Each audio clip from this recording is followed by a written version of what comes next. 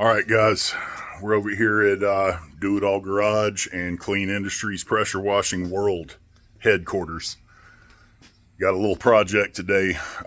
Basically, the short of it is I don't like the way my spare tire is mounted on my trailer, and I'm going to fix that today. I want to make a more solid mount, so let me show you what I got going on here. So this is the factory mount that came on the trailer, and they gave me these little carriage bolts. Okay, as you can see, they're pretty chewed up. Lug nuts right there. But the square part, they cut these little slits in these plates. They're supposed to be universal. I realize, there's different bolt pattern sizes and all that. But number one, you can only get 2 of these in there. Number 2, you can basically spin this thing in there. Number three, I have gotten a flat tire on the freeway at 5 o'clock in the morning before in Houston. It's not fun. And basically, when you try to back one of these lug nuts off, this thing will just spin. So then you got to get a pair of pliers and grab this thing and hope it backs off and all that crap. And I'm sick of that. So basically, what I'm doing, I went to, I think it was AutoZone, one of the auto parts stores. I'm pretty sure it was AutoZone. I got some new wheel studs and some new lug nuts. Okay, so what I'm going to be doing, I'm going to cut about right there where my fingernail is and measure out the bolt pattern and everything and put those on there and weld them flat. And I'm going to put 3 of them on there. Because even when I had those 2 carriage bolts in there, again from the factory, you could take, even if it was tightened all the way down as tight as you could get it, you could still take my spare tire and move it a little bit. And that's why these things got chewed up, And number one, I don't like the tire moving like that. If it moves, then it can eventually back the nuts off. Or worst case scenario, it cuts straight through those carriage bolts. And your spare tire is going to go rolling down the freeway and kill somebody. I ain't about that life, man. So I got my welders over here. This monstrosity of a welding cart that I built years ago. Had to dig it out of that corner over there. Yeah, it's packed in here, man. Getting a bigger garage soon, hopefully. But I had to move a bunch of crap around, and I'm going to get to work on this, man. I've been putting it off for months. I bought this stuff probably 6 months ago, if not longer, and just haven't gotten around to doing it. Part of it's being busy. Part of it's being a professional procrastinator. So I'm knocking it out today. Y'all stay tuned. All right, guys, sorry about the noise. Got a landscaper over there, but I had some spare 2x8s that are nailed together. I stacked them up like this, and then I took my wheel and laid it on there, took a 1/2 inch drill bit, held it down pretty tight, and I drilled the holes, not too deep. I shoved them in there. They fit nice and tight. They don't wobble, and I wanted them to stick out quite a bit because basically I didn't go to math school and measurement school and all that.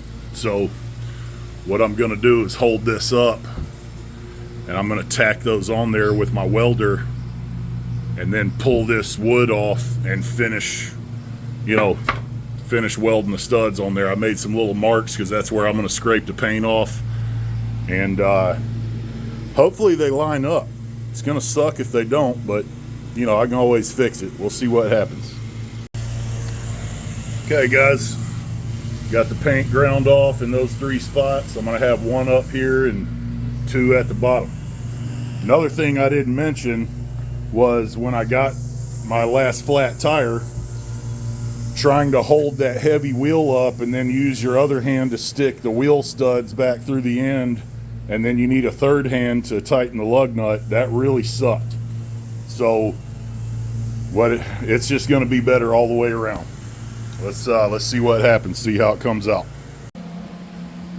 All right, so this is what I ended up with. Got some little blob welds on there. If you've never tried to weld something like that before, where you have to go in a circle, man, it's pretty difficult. But where I screwed up, what I meant to do was put some of those lug nuts on the threads so the little weld spatter didn't get in the threads. But I can clean it up with a wire brush. But anyway, I've already put the wheel on there. It fits real good.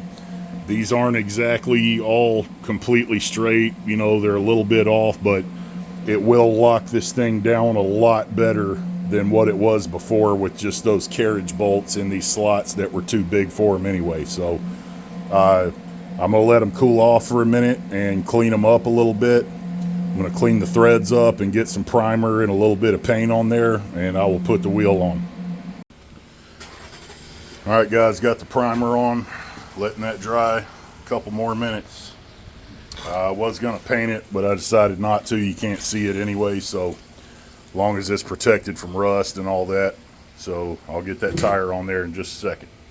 Guys, one more thing. If y'all were wondering what that was I had draped over there, that is a fiberglass welding blanket. You can, it looks like a canvas tarp or something, but it's made out of like woven fiberglass. And you can pick those up at Northern Tool and just places like that. I got that one on Amazon. I think it was like 20 or 30 bucks, something like that. If you're going to be welding on any kind of equipment that already has stuff on it, you need one of those. That's one of those things that you didn't know you needed it until you got one. And then you're like, dang, how did I do this for so long without it? So like that water tank or any of these hoses right here, any of that stuff, if that gets one little pinhole in it, it's going to be a total pain in the neck to either fix it or replace it. So, you know, that little $20 or $30 investment can save you a lot. Even if you're not working around plastics and stuff like this, you know, you could be working around something that's painted and you don't want to get paint spatter, burns and stuff like that all over it. So anyway, just thought I'd throw that in there in case y'all were wondering what that was. I didn't know about those things for probably 4 or 5 years after I started welding, so I'm glad I got one. Y'all need to pick one up.